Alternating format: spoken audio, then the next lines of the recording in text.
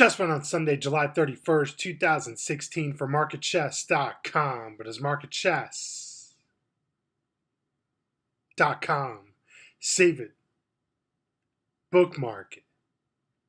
Pass it along doing this weekend overview and analysis for the coming week of the markets of Monday, August 1st through Friday, August 5th. A new month is upon us. It's often said typically that July can be rather bullish, kind of a summer reprieve or a little bit of a summer kind of fun day at the beach for bulls amid the summer volatility and the summer grind. After all, the old Wall Street axiom, sell in May and go away. So July is kind of the bright spot. August can see an uptick in volatility, can get a little rough.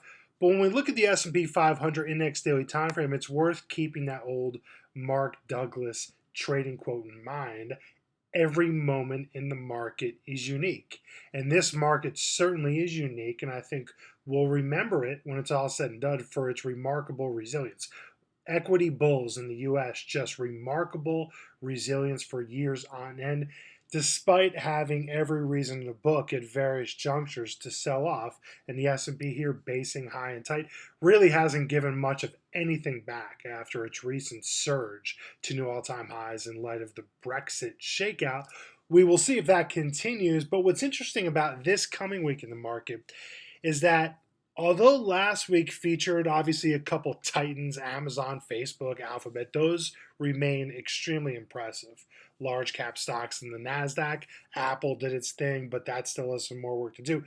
This week features some of the very best of the best growth firms. You think about Zendesk. They report earnings this week. And obviously it's been a brilliant chart. We've been profiling that. Earnings, though, often trump technical, so you have to keep that in mind and know your own risk tolerance. I think for some traders, I like to kind of sidestep earnings. You can also reduce your risk, but as long as you have a good game plan, a sound game plan, which we talk about for members all the time in terms of risk, that's the most important thing because we've seen these monstrous gaps higher or lower.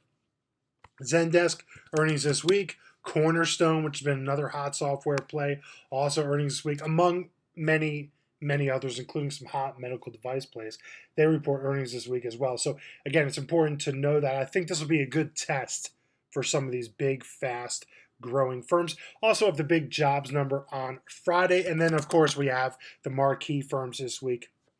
Tesla, seems like a lot of people have been waiting for this one to go ahead and break out again. Remember, Tesla has been kind of dead money since early 2014. That's a long time to go now. And Priceline, it was impressive late last week, but also since early 2014. Really, it's a little crazy to think about, but hasn't really gone anywhere. So I would suspect those two are going to see some really big tests this week with the earnings report there. Now, what's to worry equity bulls here? Well, you have a Japanese yen, which typically means risk off. Typically means something is afoot globally, surging. And it's been in an uptrend all year, higher highs, higher lows. FXY ETF for the Japanese yen currency, again, inverse typically to global risk. Monstrous gap up Friday. I know there was news out of Japan Thursday night, but still, if this commences a new leg higher here, it's not so much an issue of do equities immediately react. It's more so an issue because equities tend to be the last to know. It's more an issue of you just have to kind of file it away in the back of your mind and be cognizant of what's going on globally. These things do take time to play out. If this cycle, let's say the yen is actually hinting at something being amiss. While that's playing out, though, and I want to stress this, it's very important to kind of have this ability to be cognizant of what these intermarket moves are doing, like the yen, but not let it distract you from the task at hand. And the task at hand is to stay focused on the message of U.S. equities if you're a trader of U.S. equities. And we do have still plenty of intriguing, actionable charts on the long side. So until the market kind of disproves that notion, we want to stick with that as a default mechanism, all the while being cognizant of what's going on below the surface. And again, just kind of filing it back away. With that in mind, I ran members through the full idea flow this weekend.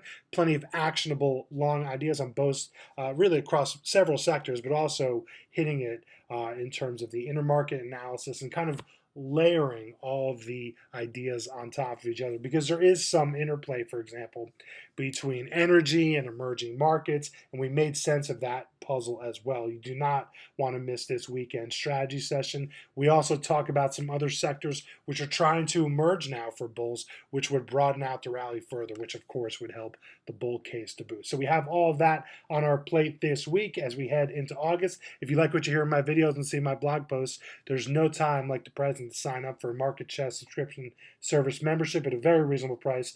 You'll get the full videos, full idea flow, private Twitter feed, text message, and email alerts. I will make you a better, more focused, prepared, and disciplined trader. Thank you for watching. Good luck trading this week.